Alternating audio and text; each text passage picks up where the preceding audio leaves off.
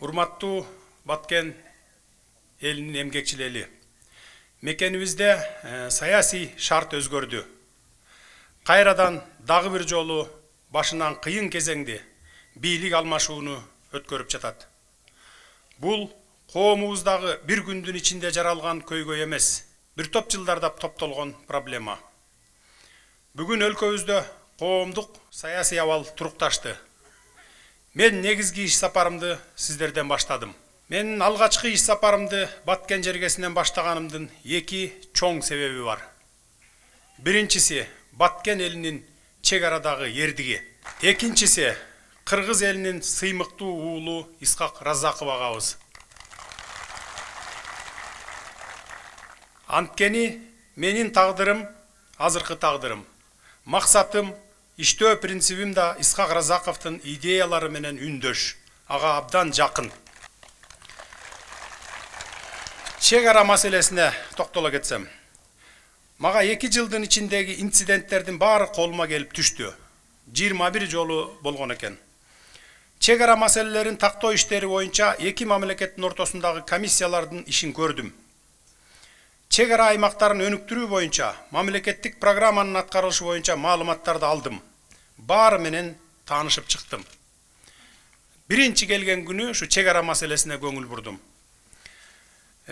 Жакын арада улуттук коопсуздук кызматынын төрагасы Ташиев Камчыбек Кыдыршаевич Өзбекстанга сапары менен барып келди, расмий сапары менен. Ушу чек ара маселеси боюнча сөз болду. Кудай буйурса, чек ара маселесин Өзбекстан менен дагы, Тажикстан менен дагы тынчтыкта, ынтымакта сүйлөшүүлөр жолу менен чечип алабыз. Элдин, мамлекеттин кызыкчылыгына чечилет сөзсүз түрдө. Мен бул боюнча Камчыбек Кыдыршаевичке тапшырдым. Мындан ары буга чейин первый вице же болбосо вицелердин бирөө чек ара маселеси боюнча комиссиянын төрагасы болчу. Мындан ары улуттук коопсуздук кызматынын төрагасы комиссиянын башчысы болот. Сүйлөшүүлөрдү ушул адам жүргүзөт. Бардык маселелерди ушул чечип келет. Калган комиссиянын мүчөлөрүнүн бардыгы өзлөрү тандап алат, мурдакы иштеп аткандар дагы арасына кирет, бирок эң башында Камчыбек Кыдыршаевич турат. Бул маселени чечет. Биринчи Өзбекстан менен чечебиз буйурса, андан кийин Баткенге келип Тажикстан менен чечебиз. Буга кичине убакыт керек, күтө турасыздар. Эми ар ким айтышы мүмкүн. Мен чек ара кызматын улуттук коопсуздук кызматына өткөрүп берем деп атам. Мыйзамдуубу, мыйзамсызбы, адилеттүүбү, адилетсизби, туурабы, туура эмеспи, аны мени сындайт, тепкилейт, туура кылып атат, туура эмес кылып атат дегендер чыгат. Бирок ал сындарга, тепкилегендерге 1 ай тепкилейби, 2 ай тепкилейби чыдаймын.